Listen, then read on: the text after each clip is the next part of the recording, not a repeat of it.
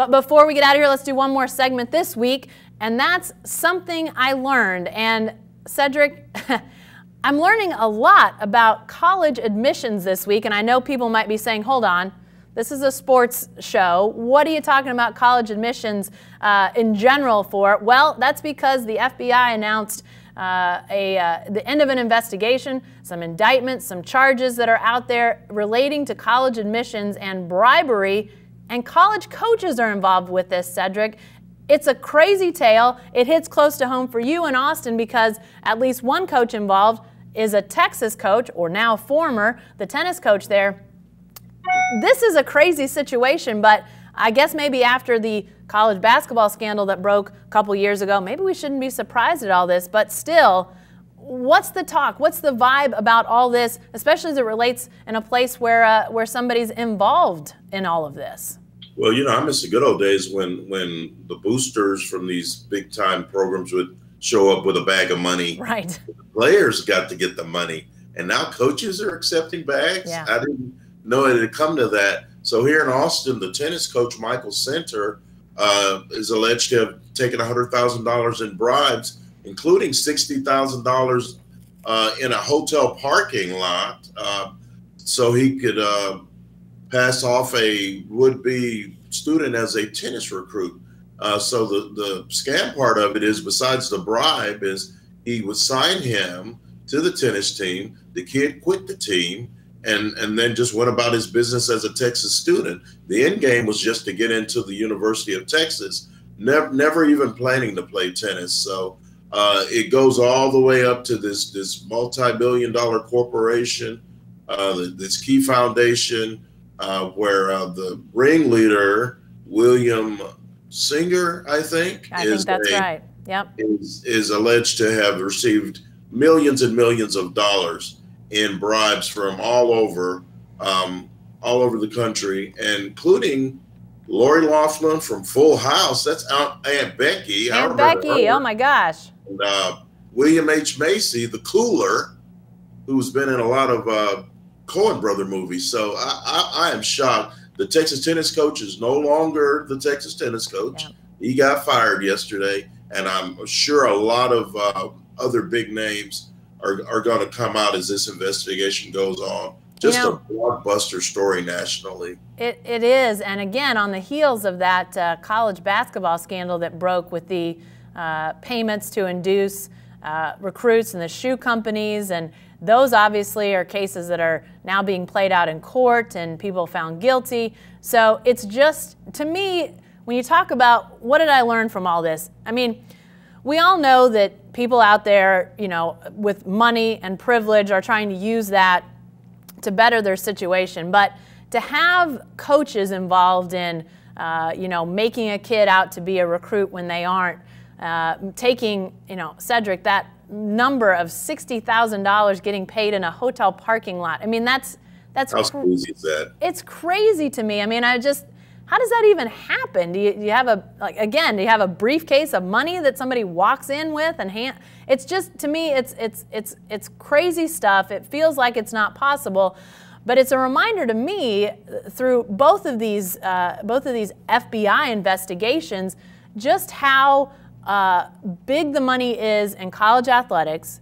It's a reminder. I maybe didn't learn that, but you also have to think about the fact that when the NCAA is out there trying to regulate college athletics, it's really impossible. I mean, Cedric, it's impossible that the NCAA could know about all of this. Some of the stuff, the shoe companies and the basketball teams and, you know, all of that, I mean, I think everybody thinks, well, surely the NCAA was aware that there's some dirty dealings out there. But now you're talking about rowing coaches and tennis coaches and you know, these sports that aren't revenue generating at most schools. The NCAA doesn't have the bandwidth to go out and try to figure out who's taking 60 grand in a hotel parking lot. Cedric, it just, to me, it speaks to just how difficult a job that is. And what's the NCAA supposed to do? I mean, I don't know how you monitor all of this, how you regulate all this. I really don't think you can. You cannot. And what it also sends a message to me is rich people think they can get away with anything, man. Yep. I mean, it's not like they're kids, Lori Loughlin's kids or William H. Macy's kids. It's not like they didn't already have advantages in life. I think Lori Loughlin, I read, spent $500,000 to try to get her daughters into USC. Yeah. You know, it would have been cheaper to just get a tutor, I would think. But here's where the rubber meets the road to me. Not only did that happen, but one of the daughters was on a TMZ video talking about, well, I really didn't want to go to school. I'm going to Fiji next week, and I don't really care about class. Why should she? She's never had to lift a finger to do a day of hard work in her life. So the entitled have been allowed to move along under the radar, paying these massive amounts of money to this shady guy to ensure that their kids get into these prestigious schools so they can maintain their social standing. It's disgusting, and I gotta tell you, it was kind of refreshing to see some rich people going to jail for a change for breaking laws. I think that this is just the tip of the iceberg. I think there are going to be more names that come out, and I'm just going to be sitting back and enjoying the show because Full House was a pretty good show. This reality television is a lot better. Hey, there's Fuller House now, which you got to wonder, is that on the ropes if Aunt Becky can't be in the show? I mean, I don't know. Maybe they can shoot her from a jail cell. That'd be great. Somebody, I actually saw something today that there was an episode of Full House back in the day that Aunt Becky gave Uncle Jesse a really hard time for fibbing on their little kid's application to preschool or something. The irony is thick, Cedric. It's thick, I say.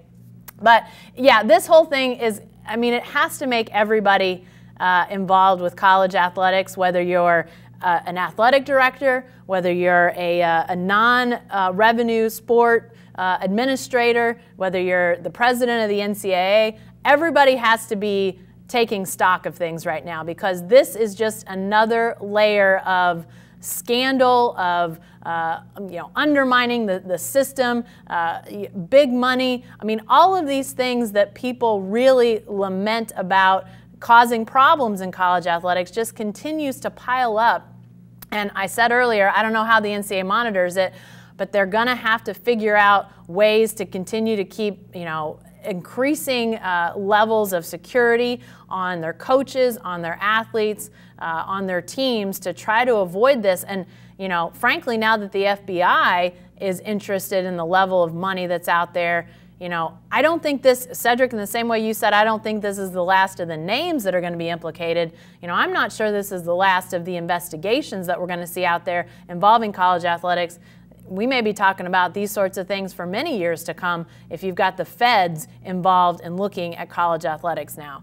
Lots out there yet to be decided. We'll continue to follow it here. But that's it for the Writer's Block. Hey, Ced, thanks for joining us again this week.